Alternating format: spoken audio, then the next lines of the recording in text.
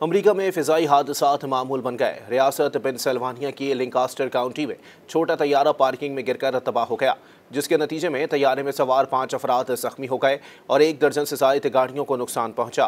अमरीकी नशरियाती इदारे CNN के मुताबिक मेनहैम टाउनशिप फायर के सरबरा स्कॉट लिटिल ने न्यूज़ कॉन्फ्रेंस में बताया कि सिंगल इंजन वाला बीचक्राफ्ट बोनेंजा तैयारा इतवार को मेनहैम टाउनशिप में विलेज रिटायरमेंट कम्युनिटी सेंटर की पार्किंग में गिरकर तबाह हुआ। जहाज में 5 अफराद सवार थे जो हादसे में जख्मी हुए। उन्हें मकामी अस्पताल में मुंतकिल कर दिया गया है।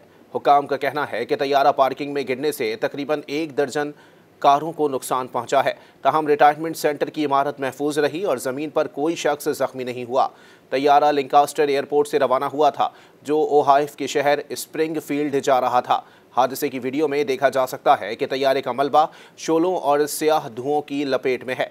हादसे से पहले एयर ट्रैफिक कंट्रोलर को पायलट ने बताया था कि तैयारे का दरवाज़ा खुला हुआ था। ताहम एक ऐनी शाहिद ने बताया कि तैयारा उड़ान भरने की कुछ ही देर बाद गिरकर तबाह हुआ। तैयारा बहुत ऊंचाई पर था, फिर अचानक तेज़ी से बाएं तरफ गिरने लगा और रिटायरमेंट सेंटर की पार्किंग में गिरकर तबाह हो गया।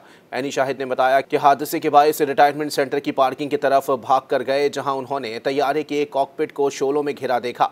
फेडरल एविएशन एडमिनिस्ट्रेशन का कहना है कि वह हादसे की तहकीकात करेगी। अमेरिका में फ़िज़ाई हादसात मामूल बनते जा रहे हैं और रवा साल छोटे बड़े 88 फ़िज़ाई हादसात रिपोर्ट हो चुके हैं। मज़ीद न्यूज़ अपडेट्स और डिजिटल स्टोरीज के लिए सब्सक्राइब करें डॉन न्यूज़ पाकिस्तान।